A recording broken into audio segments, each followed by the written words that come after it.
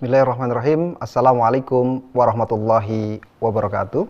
Alhamdulillahirrabbilalamin. Wabihi nasta'inu ala umuri dunya waddin. Wassalatu wassalamu ala nabiyil mursalin wa ala alihi wa sahbihi ajma'in, amma ba'du.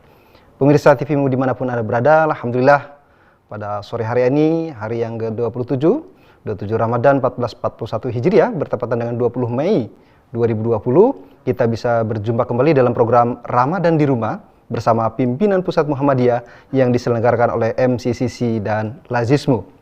Pemirsa TVmu dimanapun Anda berada, rahimakumullah, kami mengundang Anda untuk berpartisipasi dalam program ini melalui line telepon atau WA yang tertera di kaca Anda, di layar kaca Anda.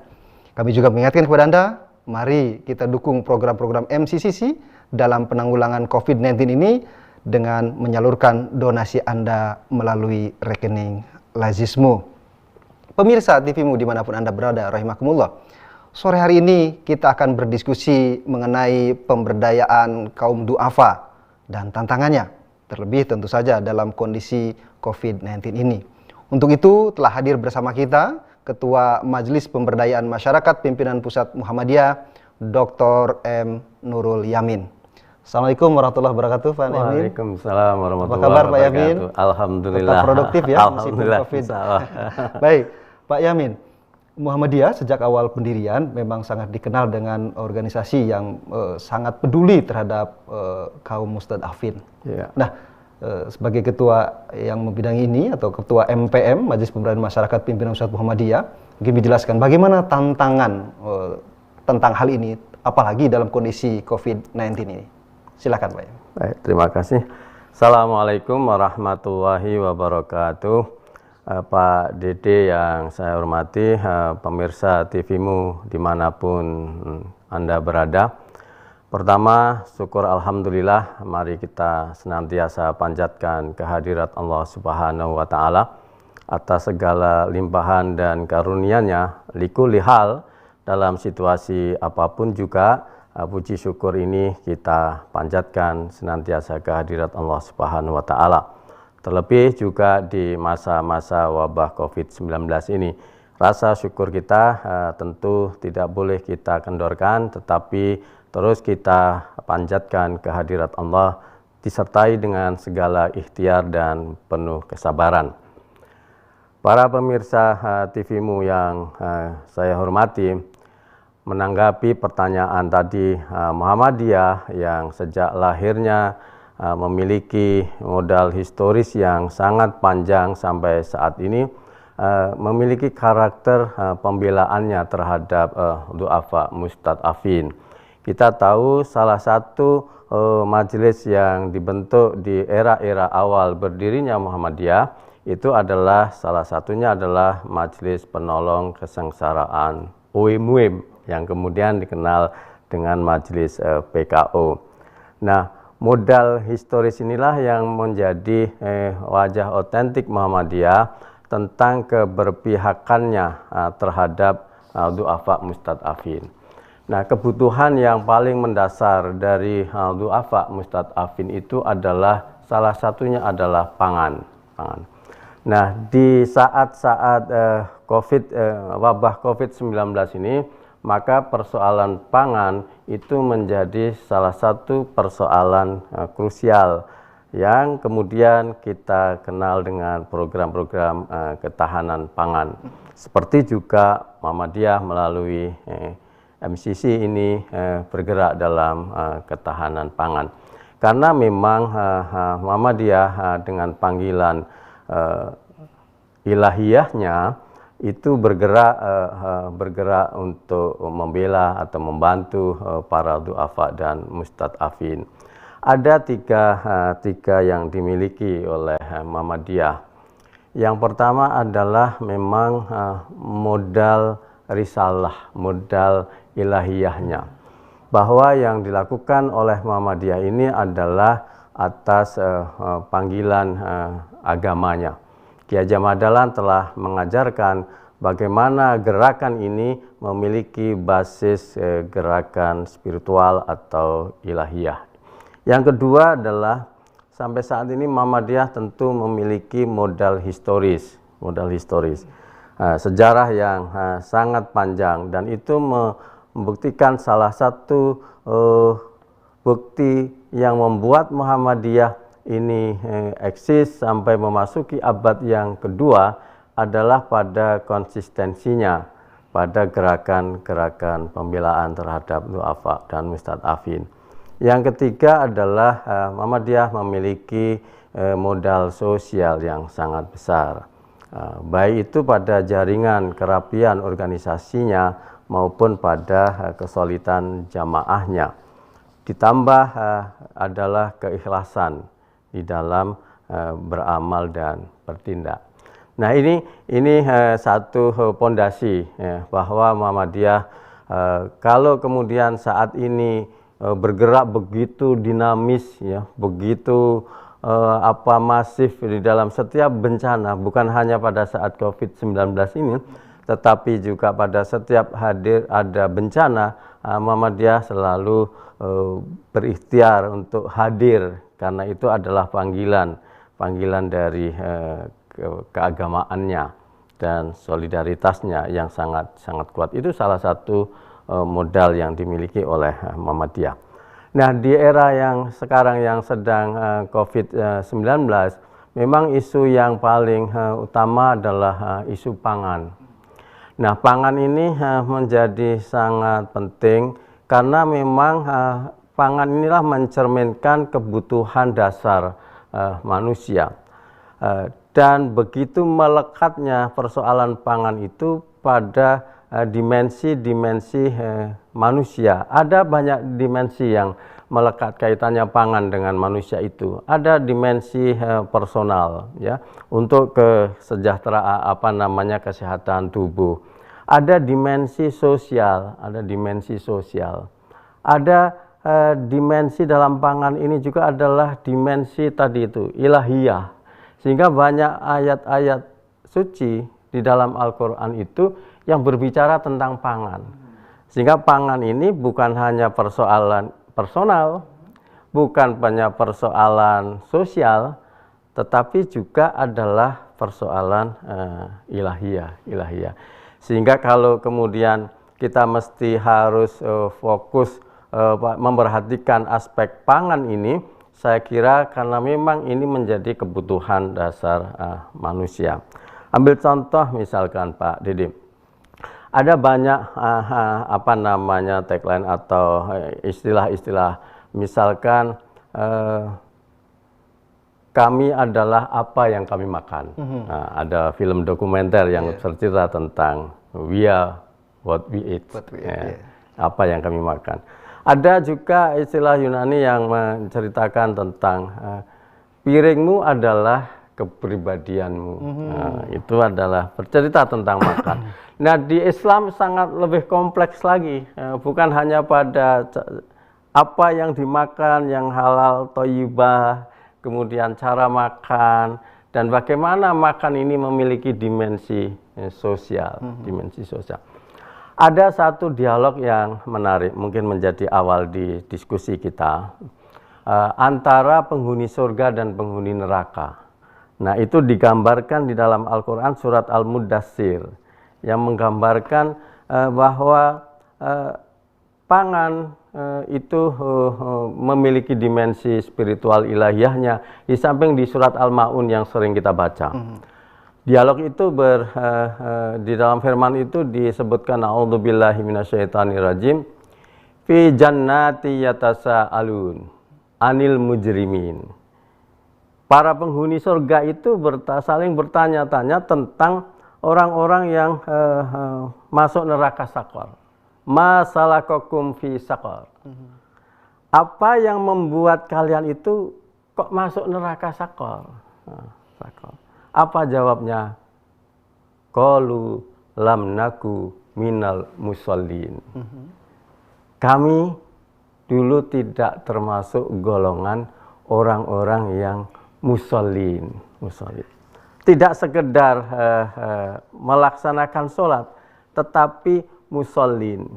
Isim fa'il yang menegaskan bahwa sesuatu yang dilakukannya itu menjadi karakter bagi pelakunya.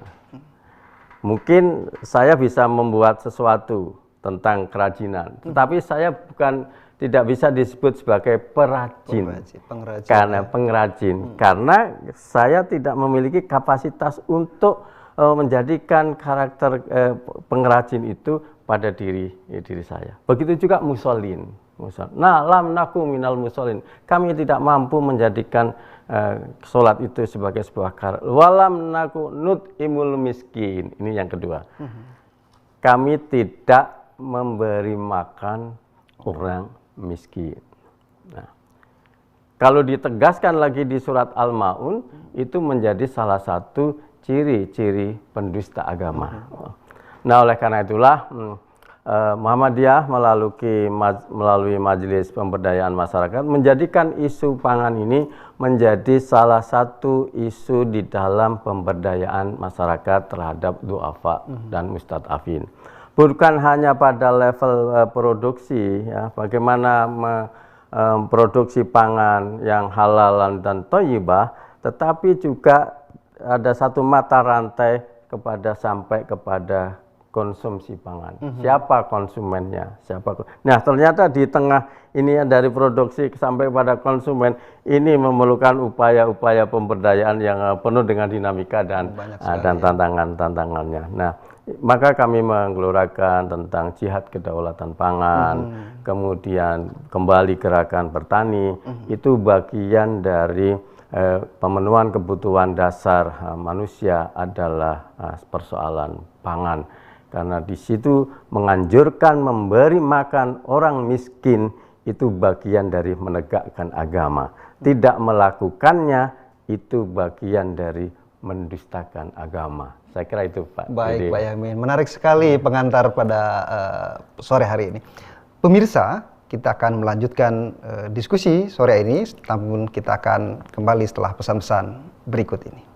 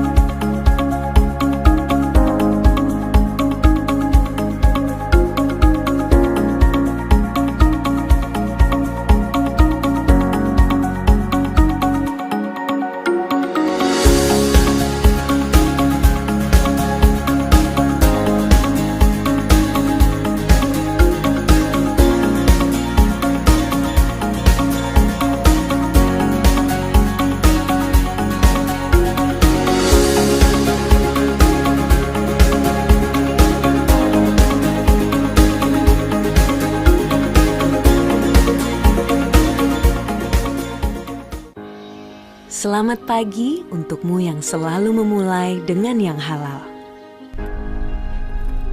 Memulai yang pertama dengan semangat. Memulai menyebarkan inspirasi. Kecantikan sejati dimulai dari inovasi tanpa henti. Kebaikan dimulai dari yang halal. Wardah halal dari awal.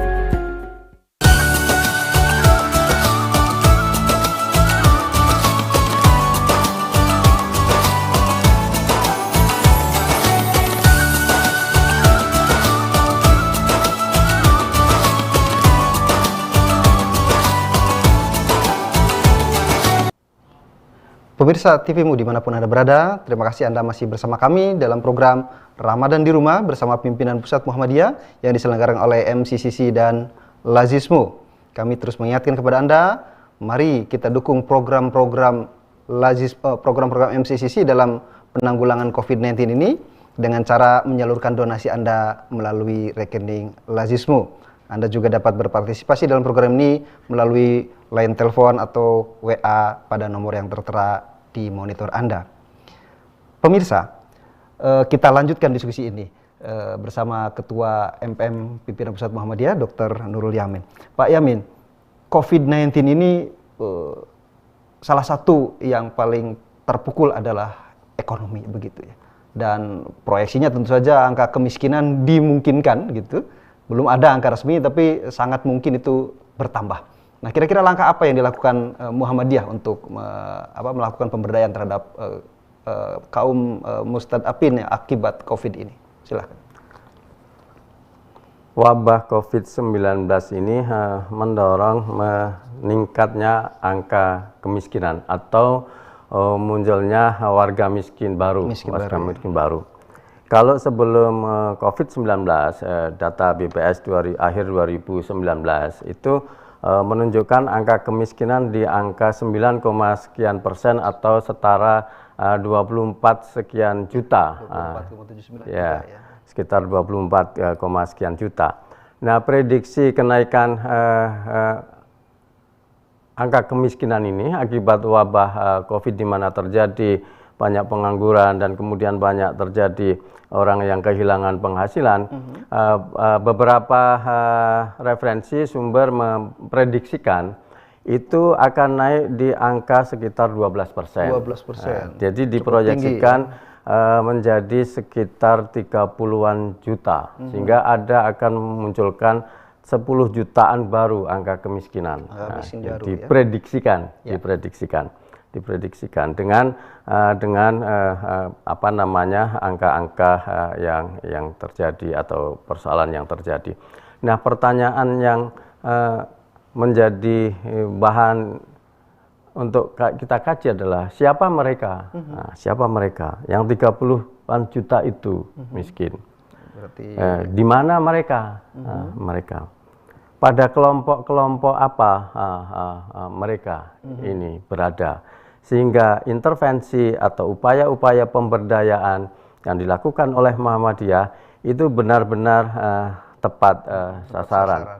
Nah, Majelis Pemberdayaan Masyarakat baik di level pusat, wilayah, daerah dan cabang dan tentu dengan dukungan dari seluruh infrastruktur organisasi di Persyarikatan Muhammadiyah ini mengidentifikasi kantong-kantong du'afa mustadafin ini.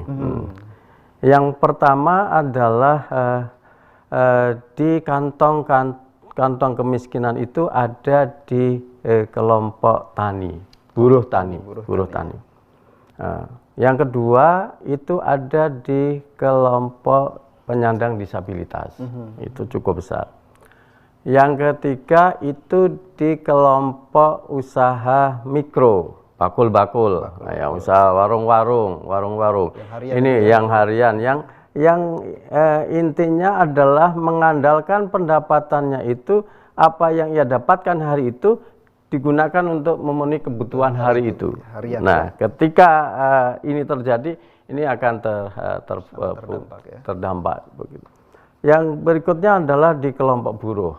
Nah, saya kira ini sangat terasa di kelompok buruh, nelayan dan juga di daerah-daerah terpencil di mana akses transportasi, di mana akses komunikasi atau di daerah-daerah yang pemerintah menyebutnya daerah 3T, disitulah kantong-kantong kemiskinan ini. Nah, yang menarik Pak Dede, kalau angka kesenjangan itu selama ini di desa itu relatif tidak terlalu tinggi atau lebih rendah dibandingkan dengan angka kesenjangan yang terjadi di perkotaan. Nah, ini nanti akan menjadi problem juga ketika terjadi orang yang tadinya di perkotaan karena kena PHK dan kemudian pulang ke ke kampung, Pulang ke kampung, desa. ya, Nah, di mudik desa belum disiapkan belum apa-apa. Nah, ini akan menjadi problem baru di desa. Sementara yang di perkotaan mau tetap eksis dalam kehidupan di perkotaan memerlukan effort kerja yang sangat apa namanya kuat, harus kuat. Nah, oleh karena itu disitulah kantong-kantong du'afa mustad'afin itu yang perlu menjadi perhatian kita, sehingga langkah-langkah kita akan tersistematis sebagai sebuah gerakan yang satu barisan dari pusat sampai wilayah dan daerah. Nah, hadirnya MCC ini yang dibentuk oleh pimpinan pusat Muhammadiyah dari pusat sampai ke cabang, ya. Dan di situ seluruh elemen organisasi Muhammadiyah bergerak, bahkan jamaah-jamaah masjid bergerak, itu adalah modal sosial yang sangat besar bagi bangsa ini untuk menanggulangi salah satunya adalah dalam hal pangan pasca Covid ini. Baik, Pak Yamin, sepertinya sudah ada pertanyaan yang masuk lewat WhatsApp. Kita akan baca dulu dari Bu Umi di Lombok, Pak Yamin. Assalamualaikum Pak Yamin, izin bertanya, di situasi seperti ini sejauh mana pemberdayaan du'afa dan mustad'afin yang dilakukan Muhammadiyah? Bagaimana strategi MPM dalam melakukan pemberdayaan kepada dampingan-dampingan agar tetap terjaga kesejahteraannya? Itu dari Bu Umi di Lombok, Pak Yamin. Monggo. Ada yang sifatnya itu karitatif langsung, ya. Maka Muhammadiyah menggerakkan pembagian sembako, ya toh, dari seluruh level, ya, di seluruh level. Nah, dalam menanggulangi wabah COVID-19 ini, gerakan kita harus menyatu dalam satu sistem MCCC ini supaya tidak parsial. Nah, pembagian sembako itu adalah penanggulangan jangka pendek. Kemudian yang kedua adalah ada yang selama ini sudah punya usaha ekonomi, tetapi kemudian karena situasi seperti ini dia kehilangan pangsa pasar. Nah, ini banyak terjadi. Nah, sebatas yang bisa dilakukan dengan kemampuannya masing-masing, maka saya mendorong baik di level wilayah, pusat dan daerah, mari kita beli produk warga Muhammadiyah.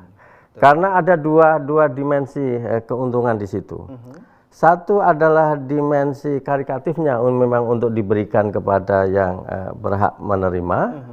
Di satu sisi adalah mengamankan perputaran usaha, meskipun tidak bisa semaksimal di hari-hari biasa. Saya ambil contoh, saya ambil contoh yang dilakukan oleh Majelis Pemberdayaan Masyarakat di tingkat pusat.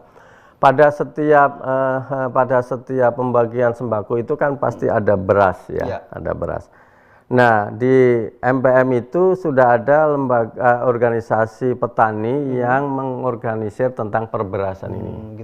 Yang namanya LUKU, Lembaga Usaha Kelompok Unggul. Bagian dari Jatam gitu. Ya, bagian dari Jadi jamaah petani Muhammadiyah mengorganisir diri dalam usaha ekonomi pertaniannya dalam LUKU. Nah, kemudian disinilah seluruh kebutuhan terkait dengan beras disuplai dari sini. Nah, yang paling kuat itu adalah dari jamaah petani di MPM PDM Kabupaten Sragen. Ya, itu selama ini ini selama ini menjadi salah satu lumbung padi dalam Klaten ya, terkenal Delanggu begitu. Ada Klaten juga yang di di masing-masing daerah punya.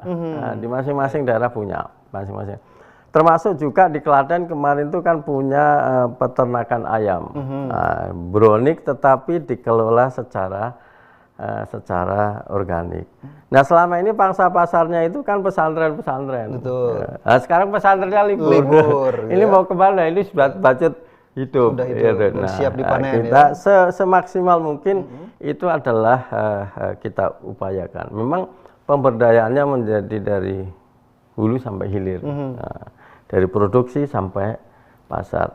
Memang belum maksimal, memang belum maksimal. Dibandingkan dengan tingkat opportunity yang sebenarnya bisa dilakukan lebih besar lagi. Tetapi ini secara terus-menerus dilakukan, bermitra dengan amal usaha yang ada di internal Persyarikatan Muhammadiyah. Dan kita juga sudah mulai bermitra dengan pihak-pihak eksternal.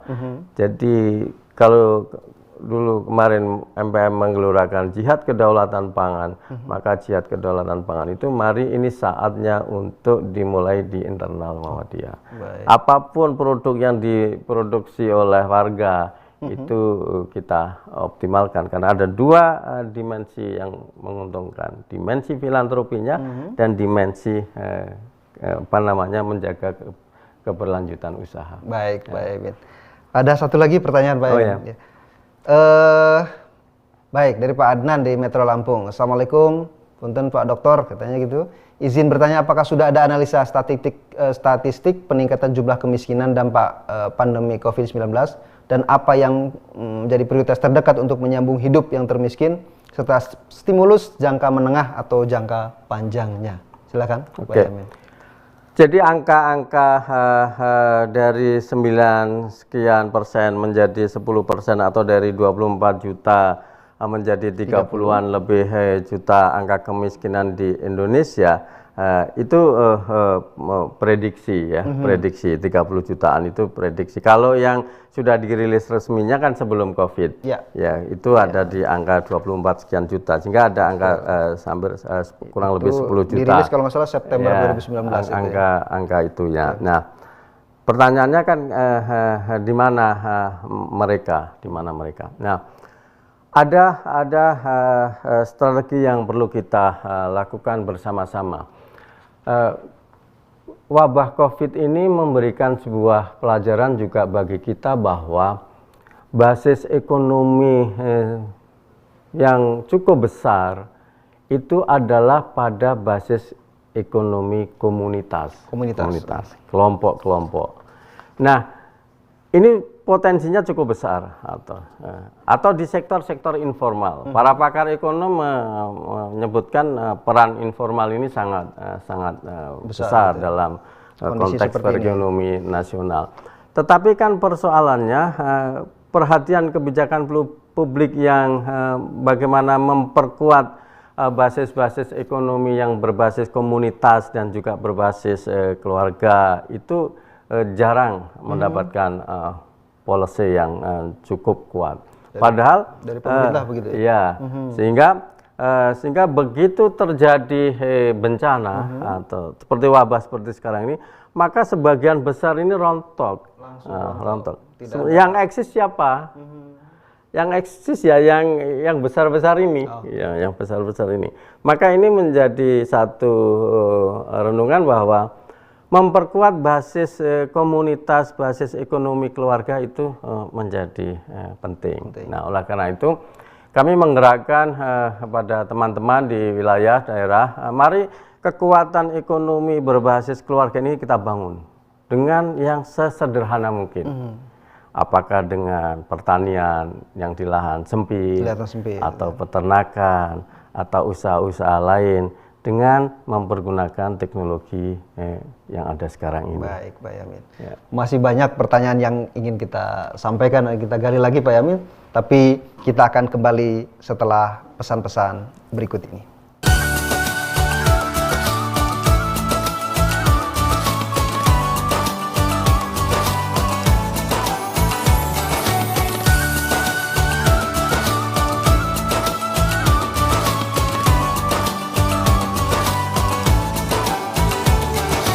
Batik Nasional Muhammadiyah sudah menjadi kebanggaan bagi setiap warga Muhammadiyah. Bahkan, pimpinan pusat Muhammadiyah secara resmi menggunakan batik nasional untuk pertemuan nasional maupun internasional. Dua kader Muhammadiyah, Iqbal dan Sarah, peraih medali emas di kejuaraan pencaksilat Asian Games, menjadi bagian ikon brand ambasador batik nasional Muhammadiyah. Kami bangga berbatik nasional Muhammadiyah. Untuk pemesanan lebih lanjut, hubungi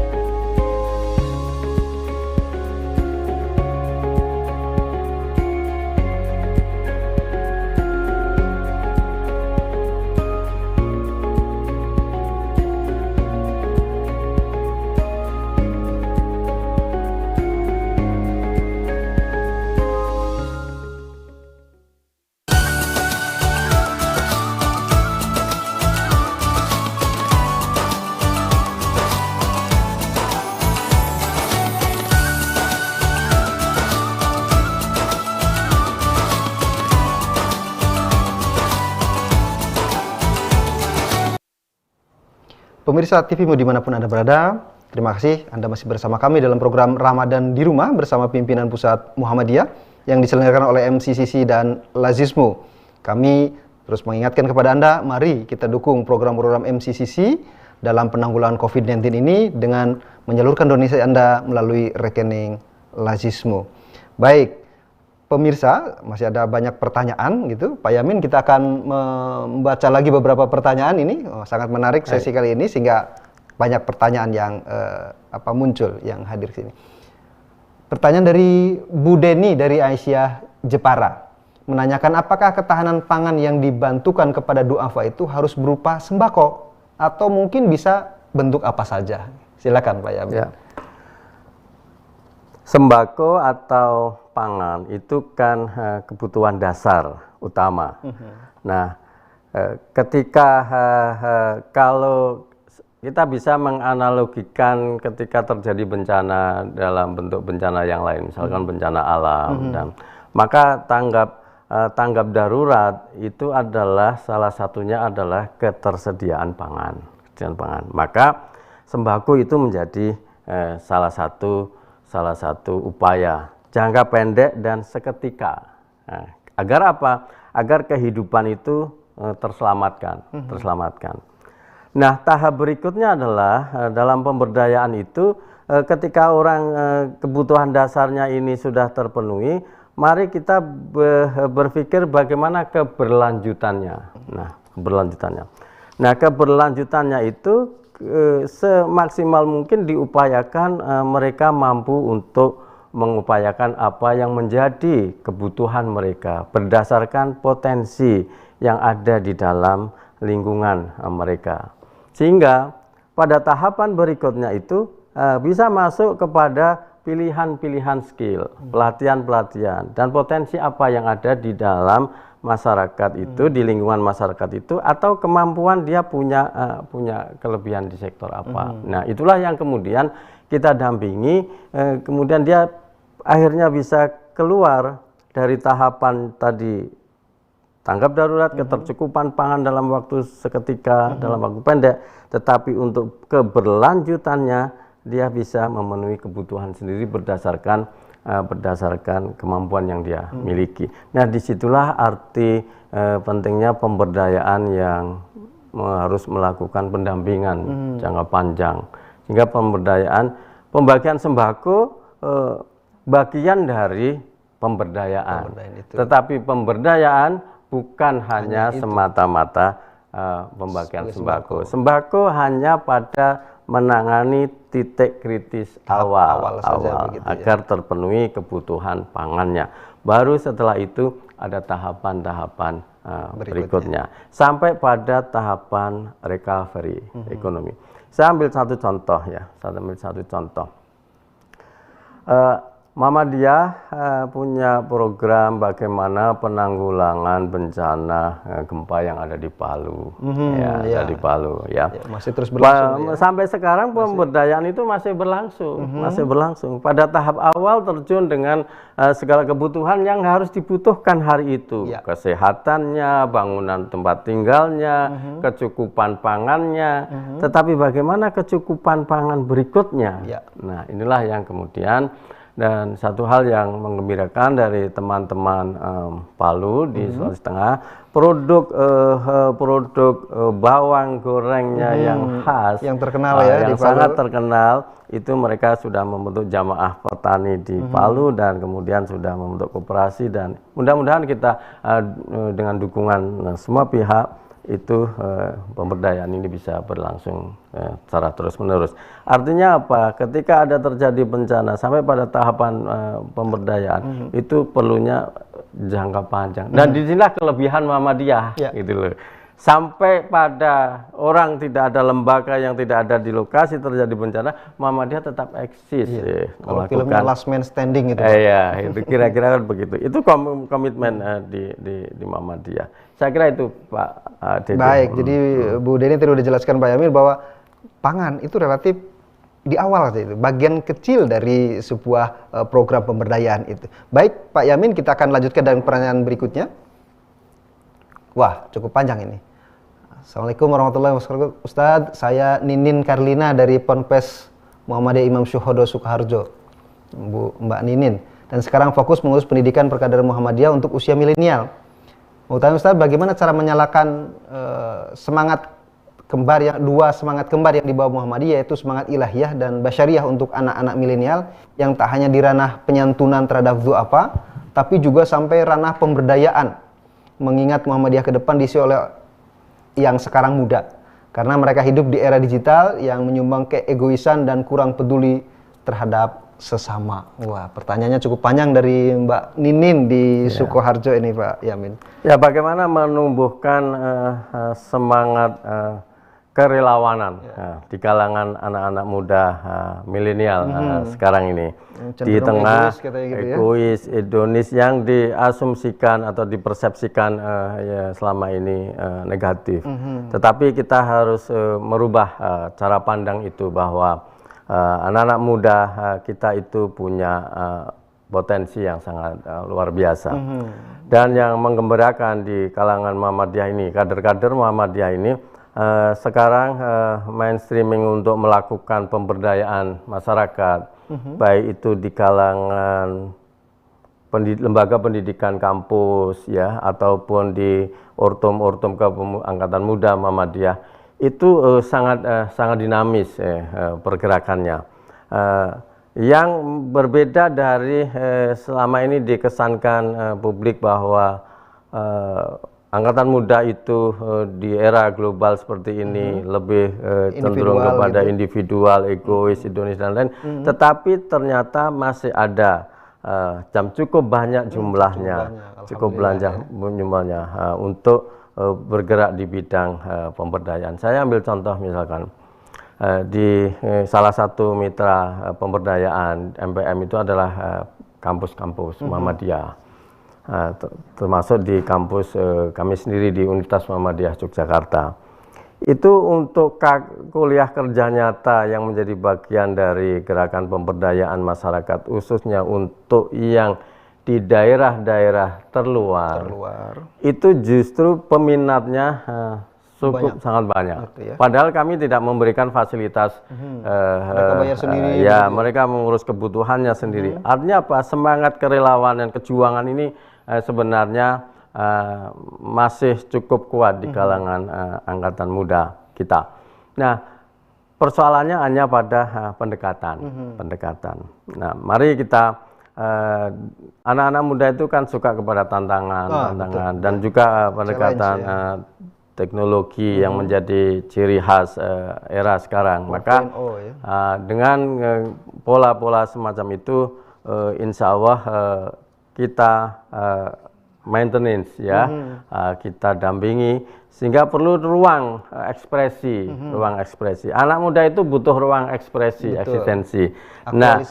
Aktualisasi. Nah, pemberdayaan ini merupakan bagian dari ruang ekspresi kepedulian sosialnya. Maka di MPM, kalau di tingkat pusat, dan saya yakin juga di wilayah dan daerah diselenggarakan, bagaimana memelihara spirit ini, kami ada forum kajian rutin, diskusi rutin tiap 2 minggu sekali terhadap isu-isu aktual. Apakah itu menyangkut nasib peternak, apakah itu nasib petani, itu nasib buruh dan lainnya, yang semua dihadiri, dikelola dan dilakukan oleh teman-teman dari angkatan muda. Nah, saya kira ini menjadi hal yang sangat menarik. Baik, jadi Mbak Ninin, sebetulnya masih banyak sekali gelora-gelora muda yang bisa disalurkan melalui pemberdayaan masyarakat ini, dan MPM sudah melakukan itu. Baik, kita akan lanjut ke pertanyaan berikutnya. Pak Rizky, Bapak atau Ibu, Rizky dari Jambi, apakah MPN akan melakukan perubahan model pendampingan setelah ataupun selama pandemi? Jadi karena ada pandemi, barangkali ada penyesuaian model begitu, Pak Yamin? Ya, tentu ya, dengan keterbatasan akses komunikasi secara langsung, maka mau tidak mau kita akan melakukan beberapa penyesuaian dalam hal aktivitas pemberdayaan masyarakat ini. Salah satunya adalah memperbanyak modul-modul pelatihan yang berbasis online. Oh, begitu ya.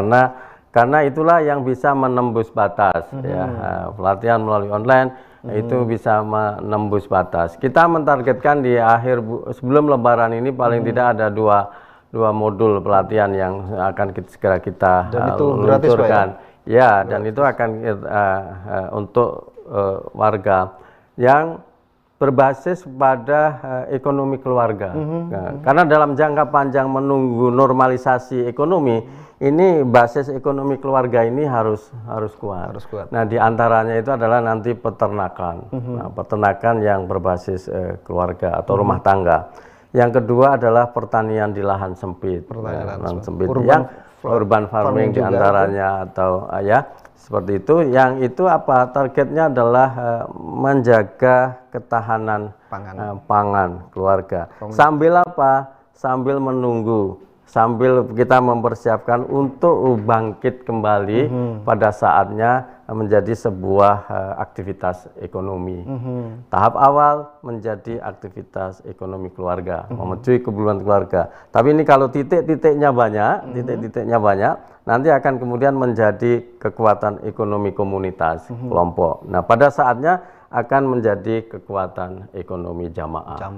Itu yang salah satunya di bidang peternakan dan di bidang pertanian.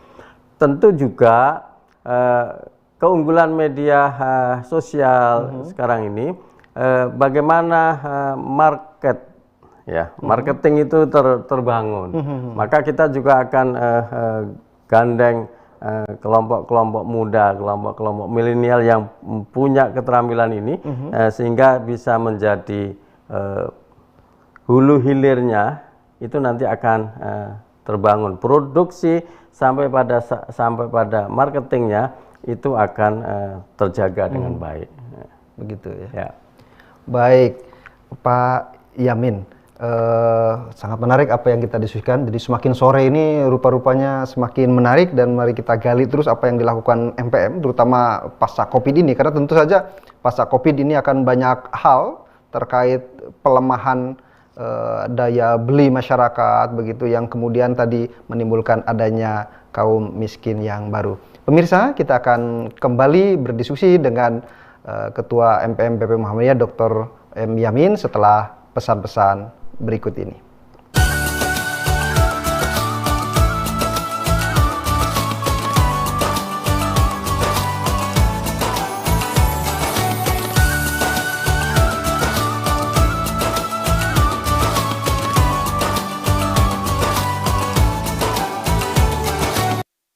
Suara Muhammadiyah sebagai amal usaha resmi Muhammadiyah hadir untuk menjadi bagian jamaah Muhammadiyah dalam memfasilitasi kebutuhan perjalanan dan pendampingan ibadah umroh jamaah Muhammadiyah. SM Tour and Travel hadir dengan dua program utama, program umroh dan haji khusus, program perjalanan untuk domestik dan internasional. Mari bergabung bersama SM Tour and Travel untuk menikmati ibadah umroh Anda lebih khusyuk dan nyaman. Selamat pagi untukmu yang selalu memulai dengan yang halal. Memulai yang pertama dengan semangat. Memulai menyebarkan inspirasi. Kecantikan sejati dimulai dari inovasi tanpa henti. Kebaikan dimulai dari yang halal. Wardah halal dari awal.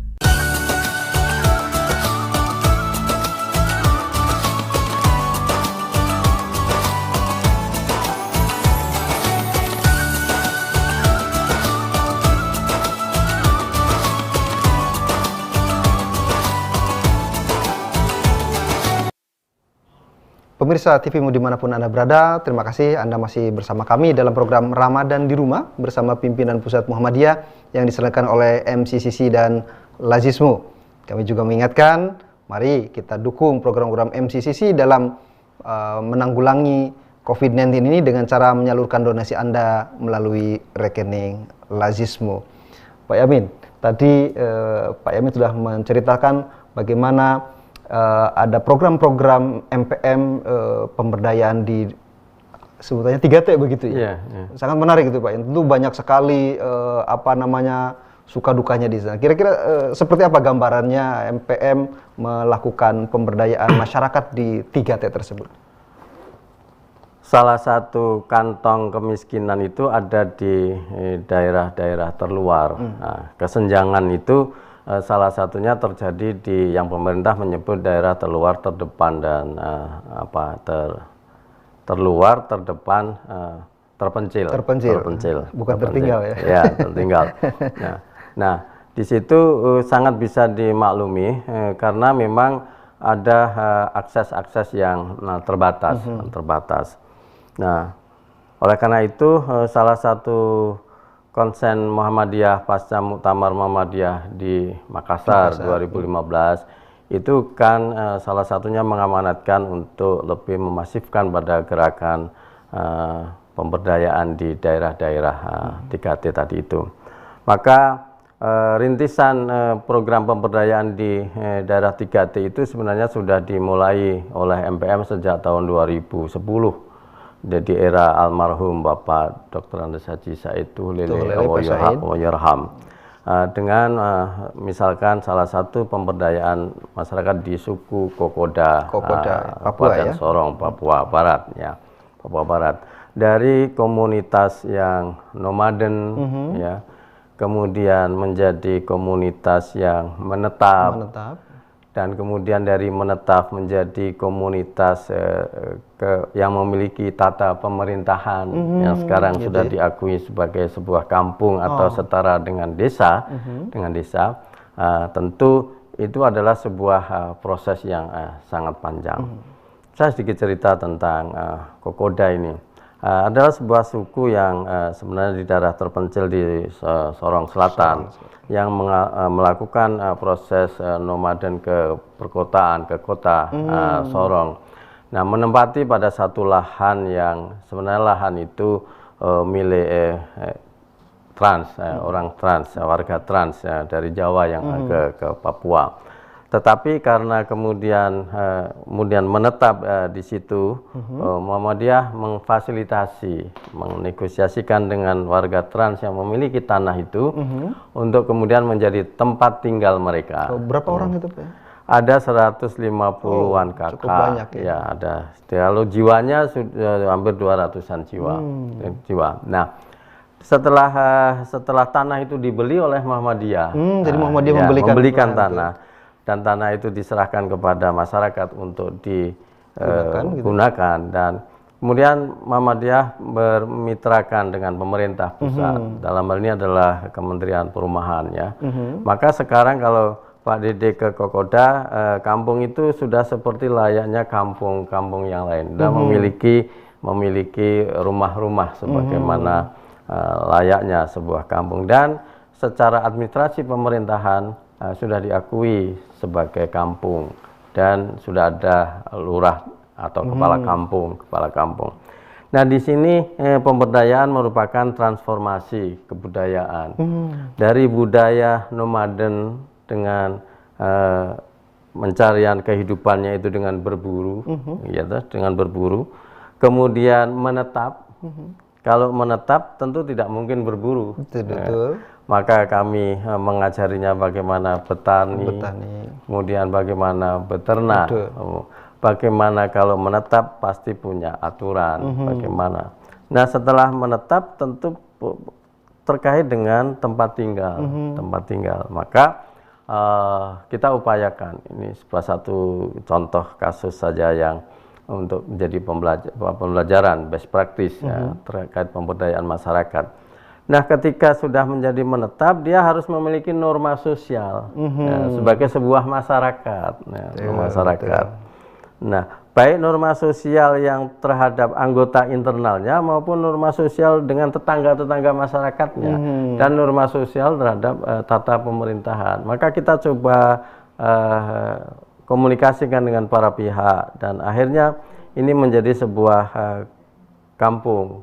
Tentu ini suatu perjalanan yang sangat menggembirakan, dari nomaden menjadi kampung modern dengan tata pemerintahan dan mendapatkan hak sebagai desa. Sehingga sekarang tanahnya sudah bersertifikat barangkali ya? Ya, sudah memiliki dana desa. Dana desa. Nah, bagaimana habitat mereka sebagai orang laut atau orang nelayan?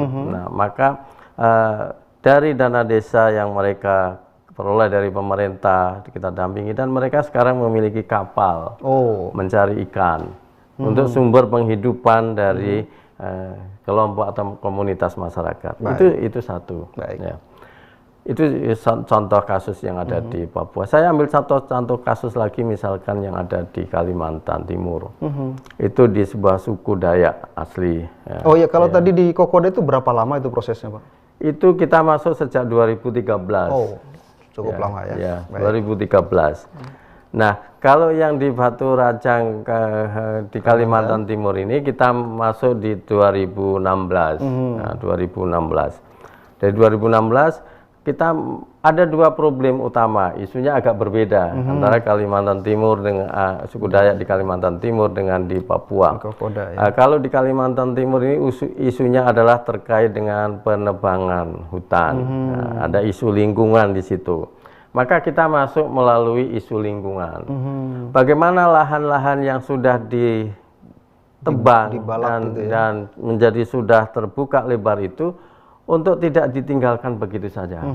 Kemudian untuk dibangun, ditanami, maka kami ajari pertanian bagaimana tanaman jadi hutan produktif gitu ya. Dan jadi produktif. Dan alhamdulillahnya itu adalah karena kami hadir, Muhammadiyah hadir itu kan untuk semua. Yang memang sejak awalnya berdirinya rumah sakit, berdirinya amal-amal usaha Muhammadiyah itu tidak dikhususkan untuk orang Islam, apalagi hanya untuk orang Muhammadiyah, tetapi juga adalah ini untuk semuanya, tanpa memandang agama, suku, dan ras. Nah, di kelompok yang Muslimnya hanya minoritas itu, kami bisa bersahabat dengan baik, kami bisa diterima dengan baik, dan kemudian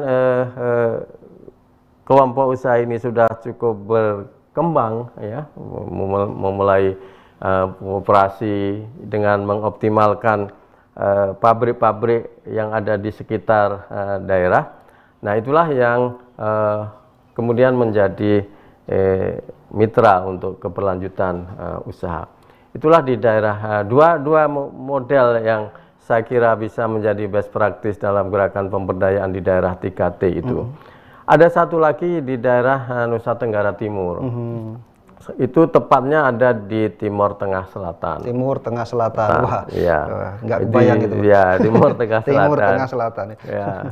Di situ jauh dari kota, tetapi di situ ada pimpinan cabang Muhammadiyah. Ada masjid, ada panti asuhan Muhammadiyah. Di NTT di itu mayoritas yang Muslim di situ hanya 13%. Kalau yang di Kalimantan Timur tadi itu hanya 1%. 1%. Ini di 13%. Tetapi justru tokoh Muhammadiyah lokal di situ itu menjadi figur lokal yang menjadi, sehingga banyak menarik minat para yang ingin mengkaji tentang kerukunan umat beragama itu belajar ke NTT ini. Sehingga isu yang diangkat di NTT itu adalah isu itu ya, multikultur, pemberdayaan yang berbasis pada pendekatan multikultur. Itulah labnya ada di NTT. Labnya ada di NTT. Nah, itu pengkaji tentang multikultur luar negeri sudah banyak yang berdatangan ke sana. Baik, Pak Yamin, sepertinya ada pertanyaan yang masuk ini. Oke, baik. Pak Yamin, tadi kita sudah berbicara bagaimana pemberdayaan di 3T begitu. Nah, mungkin bisa dijelaskan, selama ini saya yakin tidak sendiri kan kalau MPM dalam melakukan pemberdayaan. Dengan siapa saja dan seperti apa saja bantuan-bantuan dalam melakukan program pemberdayaan ini, Pak Yamin? Baik, pemberdayaan itu memerlukan nafas panjang dan juga memerlukan logistik yang besar dan juga tenaga yang cukup harus full, ya. Oleh karena itu kami bermitra tentu yang Pertama adalah mengoptimalkan sinergitas internal persyarikatan. Ya.